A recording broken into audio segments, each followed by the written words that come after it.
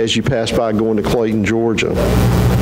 Michael has also worked with me. I worked with him on a project right here in town, the Forestry Association building. He did that building. We did the site work and everything for that. The environment, we got an environmental group, Mitigation Management.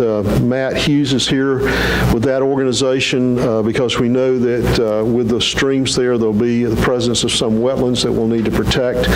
And to actually, and not only in the protection of that, is that we'll be using those as a educational type of situation where we can use exhibits and trails to for anybody to come and walk that and see the need for protecting the environment.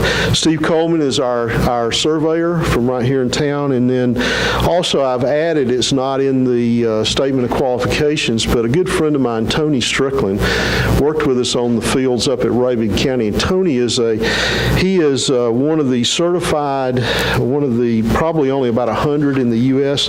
of certified sports field managers, and Tony's agreed to be a consultant to us on this project. He actually sits on the ASTM board for determining sports field standards, and so he actually co-authored one of the initial books on, or booklets on artificial turf versus natural turf, so he knows all the pros and cons of that and the expenses and everything. So Tony's a great guy. I've worked with him on Rabid County. He sort of helped me cut my teeth on understanding infield mix and all those kinds of things. So anyway, that's our team, and like I said, what I want to talk about today is actually the roles of developing a master plan, because there are roles. There are input roles and there are output roles. I want to talk very briefly about this. Basically, who provides the input on this? The input comes first, I think, from the beneficiaries, which are the citizens. And we feel like that it's very important that we work with the citizens and determining doing it with surveys, doing it with meetings, doing it with interviews, those kind of things. And then after the citizens, I think the folks that actually do the day-to-day operations of the facility, the recreation director, which I think we've got one of the best in the area. I mean, Keith is fantastic in the things that he's done, and it's been an impact to our family as well. And just the people that are in the trenches day-to-day dealing with parents and dealing with coaches and dealing with the officials, and we want to know what the parents and the officials and the coaches, what would be helpful to them to have a more efficient, recreation park. And so we're very excited about that. And then also, besides that, you've got a rec board that's, I think, done an excellent job. And the rec board, we'd want to receive input for them. We'd also want to receive input from the Board of Commissioners and also educators and everybody in the county that's a beneficiary to this. We'd want to receive that input in developing this. And so, I mean, you guys are where the buck stops. Y'all are the ones that have to make the hard decisions. Y'all are the ones that have to find the financial funding. And we've been able to find some really creative ways to do this. We did a job in Chatham County that we built on top of an old, what they call a dry trash landfill. And they had a methane gas problem there. And so we actually put in a system to collect the gas, and the vents are actually the foul poles. And so you don't even know it's there. But it works great. They haven't had a problem. They're in the process of building phase 2 now. We did the phase 1. So we do things like that. In Rabid County, we built their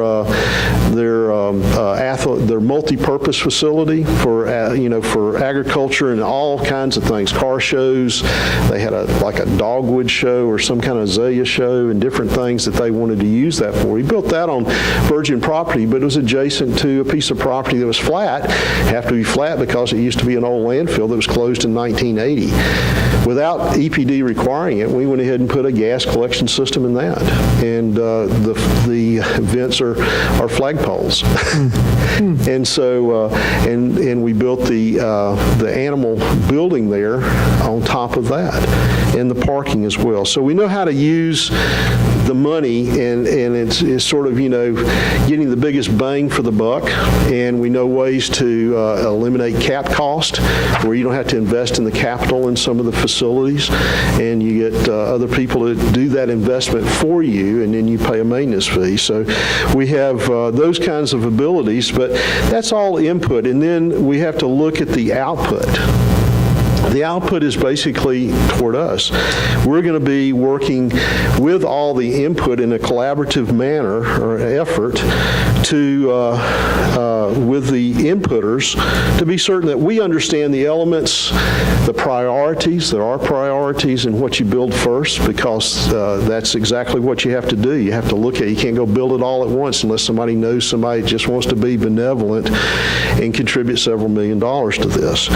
So we look at those elements, the priorities, the timing, the budget to achieve the desired inputs that we received from all these different inputters, and to assist, and also to assist in finding and recommending sources of funding.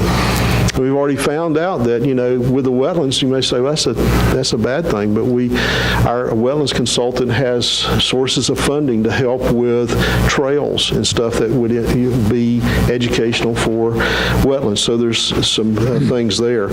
And so you say, well, how do we do this, Well, the first thing we're going to do is that we're going to prepare what we have today. It is basically a master plan concept. And the master plan concept is something that basically is only about plus or minus 5% of what actually would be the effort to go into a master plan. It's just a starting point. It's sort of like if you're going to build a house, you say, well, I want a 3-bedroom, 2-bath house. Well, how many different 3-bedroom, 2-bath houses are there? A bunch. And so you sit down with your builder, or the architect, or whoever that's helping with this, and you start that back and forth process. They get input from you. What do you want? What do you want when you walk through the house? What do you want to see? What kind of finishes? How big do you want it? Do you want a mini house? Do you want, a 3-bedroom, 2-bath, 2,500 square foot house, and all those things? So we would receive that input from public meetings, from surveys, from interviews with staff, with the board, the rec board members, the county commissioners, local businesses, the Chamber of Commerce, the development authorities, educators, and other people, even within the Visitors Bureau, the people that would be looking, hey, we want to have a softball tournament here. We want to have a baseball tournament. We want to have a soccer tournament. All those different things that can help bring revenue into the county directly and indirectly. And fees and those kind of things, and also just people coming and staying in hotels and motels and restaurants and those kind of things. So it's getting that input from everybody that's going to be a beneficiary or be trying to sell, bringing people here to use our facilities, not only the people within the county, but hey, let's host some great tournaments. Let's have the infrastructure and facility to do that. So, and understanding that you can't just do a recreational park as an island to itself. You've got to work with the government and local businesses to provide the infrastructure and the support that's needed. And so we want to interface with the overall goals of the facility, and we may include, but are not necessarily limited to, the building the base, on the base of infrastructure we already have. We got a great start here in this county. It's been a privilege to live here for 31 years. And to enjoy and see my kids enjoy the benefits of a great rec program. As a matter of fact, 3 of my children ended up reffing for the soccer, and they've loved living here, and so that's very important to us. But we want to build on that infrastructure and look at the surrounding areas and the infrastructure that's needed for a hotel and motel space. How to expand that? How to get more restaurants and water and sewer and power and waste services, even transportation access, because we know that one of the greatest problems is getting in and out of this facility and how it can be very congested. So when we show our concept, we've got 3 points of entry now. and we have a perimeter road, and we have the ability for parking. My goodness, I don't think you can ever have enough parking space. It's like you can never have enough closets in a house. You got to have adequate parking. It's got to be easily accessible. It's got to be spaces that are big enough. We live in a rural community. Spaces need to be 10 feet wide, not your 8 or 9 feet wide, because everybody's driving trucks and SUVs, and you want that because of new families moving in that are going to have larger vehicles that are going to need those spaces. So just some little things like that. Like I said, what we're presenting today, and you've got copies of that, and I think we're going to put those up on is it working that we can get it up on the screen? Just the different things. I think it's so light. What we've had playing there, I don't think you can hardly see it, it's just a drone flyover the existing 100 acres. Beautiful piece of property, gorgeous piece of property. But what we wanted to do is take that and look at that piece of property. And I've lost my copy, I think. Oh, there it is. And we want to look quickly. We provided 3 figures. One is just sort of an inventory of what you already have there, and it just shows that, and I won't go through that. There's we highlighted, I think it's like, let me put my glasses on so I can see, about 15 different facilities that are on your existing park. We've got a great foundation to build on. Great foundation. And so the second figure actually shows not only do we just want to go build and expand on this new piece of property, we want to continue to maintain what you have and improve that. And so we've talked to the rec director and in different conversations, and we have shown some upgrades there to add a youth center annex, to completely renovate fields 5 and 6, to add beach sand volleyball courts and grilling pits at all the pavilion, to refurbish batting cages or add additional cages, complete all the All Abilities playground. That was a 2006 Leadership Monroe project to complete the All Abilities softball, baseball, softball field. That's a Miracle League type field, and that was done as a project of the 2017 class of Leadership Monroe project. And then convert pavilions 4 and 5 to screened-in facilities. And we had the opportunity, the privilege, actually, of providing the engineering pro bono on that field, and we were so grateful to be able to be asked to do that. And it was a pleasure to us to do it. And then really what we're here for today, as well, is to look at this last exhibit. There's one in front of you on the board there, and I think Mike's going to pull up on the screen there, if we can see it, the ones for the other. And it actually shows the entire park, both the expanded and not, and just going to point out some of the major things that we have there. We have, starting, if we look up in the northern part, first you can see very well highlighted a perimeter road, so you have good access all the way around the park. And you see all those hatched areas of parking where we've added parking things. We've added the baseball, softball facility with a 5-field layout there. We've looked at a soccer, football complex. We've looked at wanting to have a track and field multi-purpose field and the track there. And then also to have a multi-purpose facility, and with that comes livestock stalls and trailer parking, because when people come, they're going to, if you have these competitions and they will include people from out of town, they'll come, and we would see that area as actually even possibly having overnight facilities there that could be rented, would serve power and water and sewer in those areas. And then all this would have some, you would have the walking trails, you would have multi-purpose courts down there in the sort of, that's the southwest corner.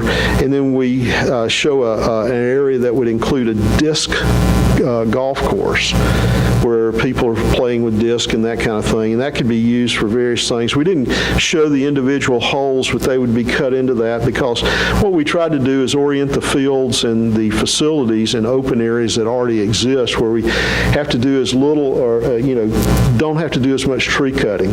We want to keep the natural vegetation if we can, and we want to have the two entrances off of Highway 42, the existing one, and then another entrance down there that would service, basically, you may even have that as a trailer-only type thing when you have an ag thing so that you can direct your trucks in that way and out the other way. So that's sort of, we added a splash pad over there next to the offices so it can be properly monitored. And that's sort of the starting point. I mean, we could go in greater detail, but y'all have already sat through 2 presentations. We wanted to give you this. I just want to say, we are excited about doing this, and we have a very qualified team, and, I'm going to play the shop local card. Here we are, we're right here in town.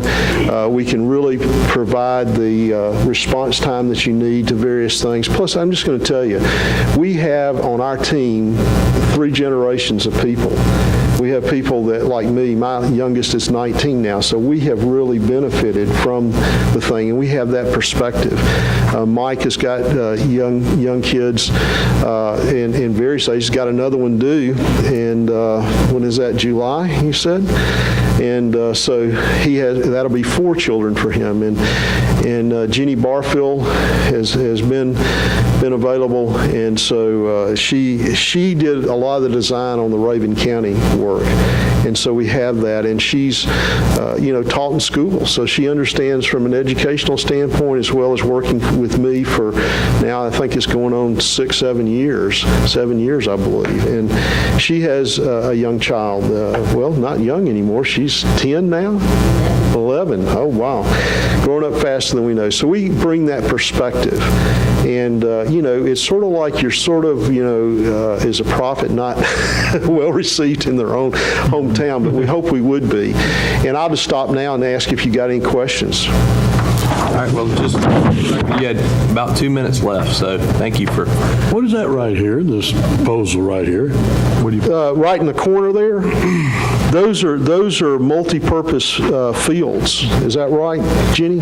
Which in the south? It's in the southwest. This little bit right down here. All the rest of it's explained, but this part down here. Yeah, it says CR and S. I think that's Concessions, restrooms. Concession restrooms. Yeah. Okay. Yeah, that's right. Well, it shows restrooms and storage and everything concession, but then down under it you got those tennis courts. Tennis courts. They're multi-purpose courts. Okay. You could have tennis courts. You could have handball courts. You'd have different kinds of courts in that area. And then, we try, one of the things is we know that the schools like to do the cross-country running out there. So I think we've got a perimeter trail that would follow the road and would offer that for people that, you could run in safety.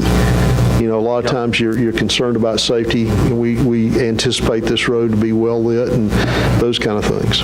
Y'all weren't in here for one of the previous questions, so I'll ask you kind of the same question, but just from a different standpoint. Why did you see fit to include 2 extra ingress, egress? I mean, can you explain that decision? Yeah, as opposed to one entrance? Yeah, I think the one entrance, it's nice from a security standpoint. You can monitor the one entrance, but the problem is like when we have the fireworks out there, and get all the people in and out, and we anticipate needing to work with DOT to see if we can't get turning lanes at these entrances. That would help the traffic some, but to have an alternative when you've got this and you can open up these other things and you can monitor them with cameras and stuff for illegal entry, vandalism is a hard thing at a rec center. And, one of the things that Michael Shalot has done in his design, he's made the bathrooms almost, it's almost you hate to say it's almost like what you'd put in a jail, but it's very set up. It's like what you'd put in also in places where you have a problem with vandalism, so that you have adequate types of stalls and stuff that are made out of block instead of just the metal things. Sure. Easier to clean, that kind of stuff. Yeah, absolutely. Steve, will your firm do the design and build, walk through every phase? We will, and actually, I appreciate that question, Larry, because the thing is that we feel like that whoever you start with, you should continue with, because continuity is what we found works really well in this. In Raven County, we had to provide pricing for each phase in our engineering and architectural services, but it gave a continuity, and so we are available to do that and to do all the bidding and everything for the county, to put together the documents, to oversee the construction, to do all those things. So yes, we can do that. I think with not any problem at all. The blue stripes, the creeks and the wetland. Yes, sir. It's just basically creeks. It's where they show up as a blue line on the USGS topographic maps. Because there still seems to be plenty of area to the right of the lake. Because one thing a bunch of people have requested, that we have a area for dogs, fenced in area where they take their dogs. Yeah, dogs run loose yeah. and exercise. Right.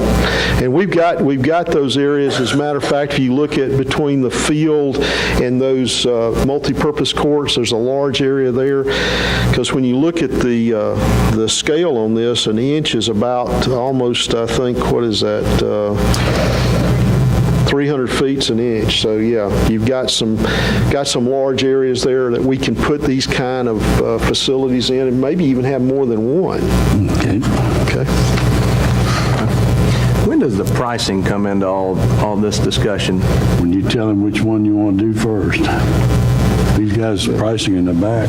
He's very cheap. I want to get one of his, one of your staff says $55 an hour. She does a lot better than his commission pay.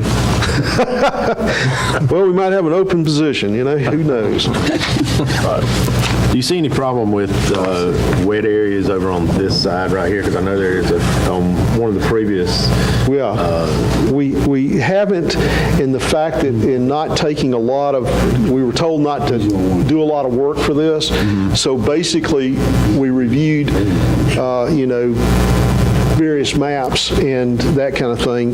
That's why we've got a wetlands consultant on our team. And one of the first things that we would do is get a topographic survey done of this, even in this master plan, and get the topographic survey done and the wetlands delineated, and find out where we can't work.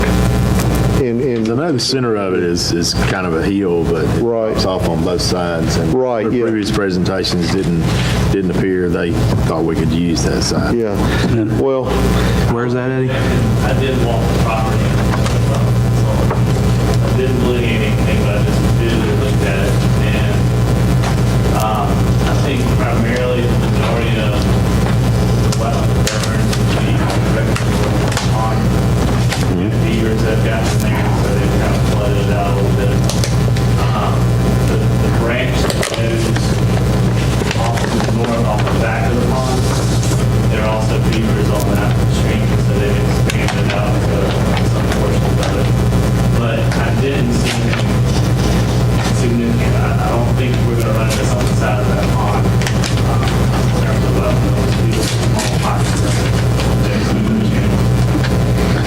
I guess you've consulted quite a bit with Mr. Edge also on what would be our number one priority to get started on. What would be, because I know we can't do this all at one time, but it would be nice if he would give us his priorities, what we need to start with. yes, sir. That would be one of the inputs that I was talking about, that we talk about priorities, schedule, budget, those kind of things. And then two, we would be able to share in more detail, how we can eliminate some cap cost to where you don't have to pay cap costs for some of the facilities or portions of the facilities.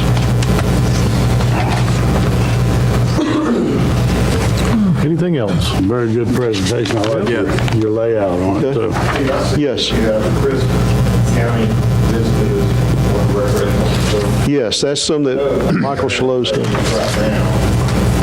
A little harder out there in Preston. Michael Shalot and his group, SP Design Group, had provided services for that facility. To the bridge. I'd just like to say regardless of how the award goes, I'm proud to know we've got a company that's of you guys' caliber right here in Forsyth. That's Well, we know very too, impressive. we know too, that when we do this, we're going to see people in shops and Walmart and the grocery store and everything from here on out. And if we don't do a good job, we'll know about it. For the- And he also wonders why we use that outfit out of Macon instead of them. So, but no, we appreciate the opportunity to be here, and if y'all have any other questions come up, contact information should be in that, and I will pass a card to all of y'all before I go and walk around and do that as well, so. Steve, appreciate all your help, your team, and time, and presentation. I had a quick question for Keith. This is for Keith, so, I mean, y'all can go ahead and write that down if you need to. Keith, as we're deliberating on this, one quick, Thank you, sir. for tournaments, if we're investing this money in, into the recreation department, into the field out there, or the area, for example, on a softball tournament, if we want to encourage those here in the county, how many fields are we going to need out there? And you can look at these plans and tell me later if you want, but those are, you having a quick idea on something like that? Most of the time, baseball or softball, it's a minimum of 4 fields. Okay.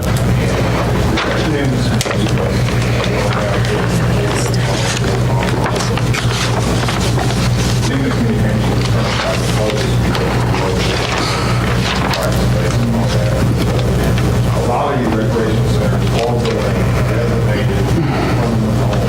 Even in permanent right now, you can't let them out of here. Right. Right. That's what So I kind of visualize more than designate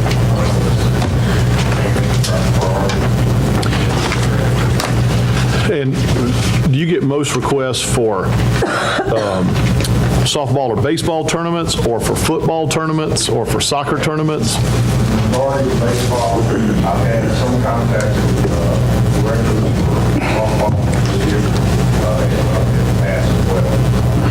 Mainly baseball, And right now, we've only got 4 baseball fields. full baseball fields. And we play on, like we'll play on 6 fields. We'll play on 1 through 6, if there's any needs in it. The older age group play on 5 to 6 large fields. Just like the temporary fences. Okay.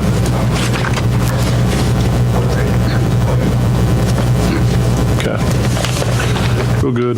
Is I got a question. Is that our big Achilles heel, is not having enough fields, Keith? Because I know my daughter played a lot of tournaments, and I would hear that a lot. Why are people choosing other areas versus us to have a lot of these tournaments? Is it the fields?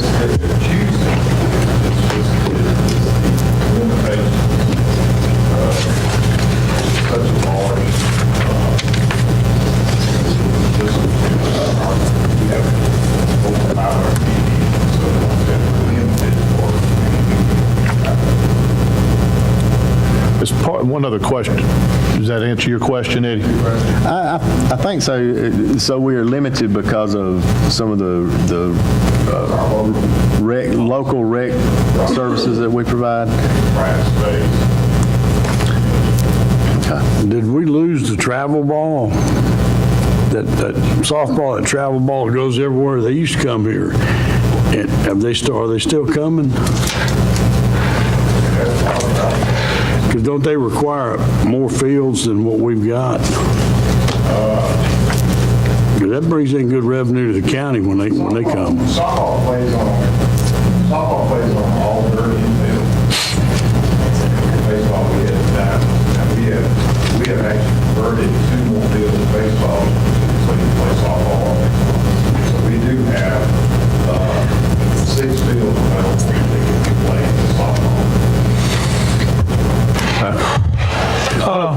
on the travel football, you got a travel football team that's going out of Monroe County, and they practice out at the county field, is that right?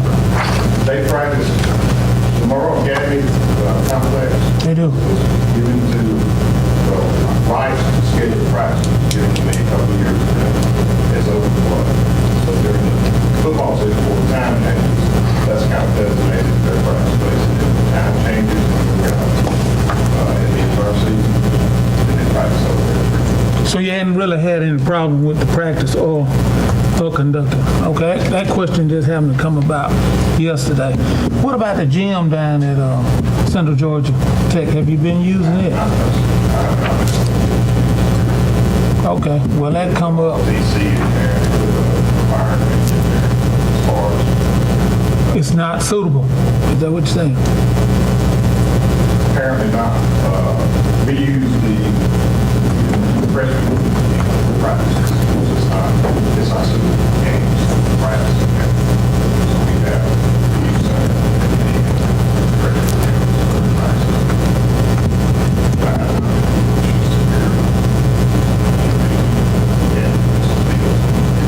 Soccer, baseball. Okay, so you're using it for soccer too? I use both blood, yes. Okay.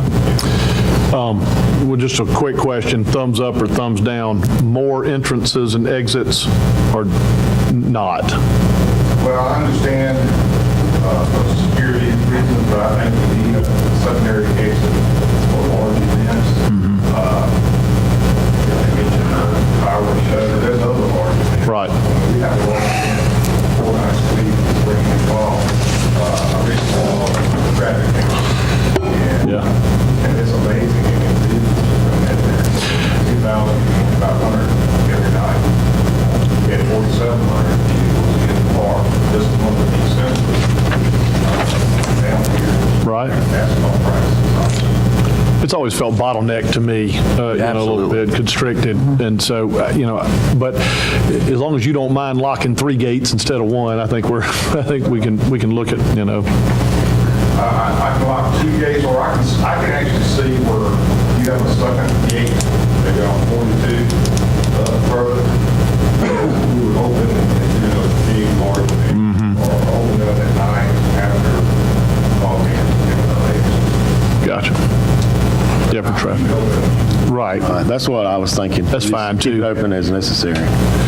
Okay, that gives me a good idea, answers my question anyway. All right, everybody feel good and comfortable? Done asking Keith. All right. At this time, we can entertain a motion to choose, but I think if I would like to spend some time going over, doing some more research. Larry, you're going to be going down to Houston County tomorrow, and then we're going to be in our retreat work session Thursday, and I think we can talk about some of it then as part of the process. Harbin's the only one that gave us any cost on No, it. I have the cost for the other two. The other, it wasn't shared with us. No, it hasn't been. But I would give preference to the local. I would much rather hire our local company than I would to contract out of the county, if the price is within reason. Well, when you look at all components of what we want and look at the experience, and like you said, the cost, I think all 3 of the firms were impressive, and can do the work. And the main thing we do want out of it is design and build. Whatever they are designing, want to see it all the way through. Currently, I've been in since the park started. We had to start it out and had to go back and drain the lakes. We hired an engineering firm. We had to go back and do everything all over and then thereafter, like the little projects were handed out. I did the pavilions with the corrections and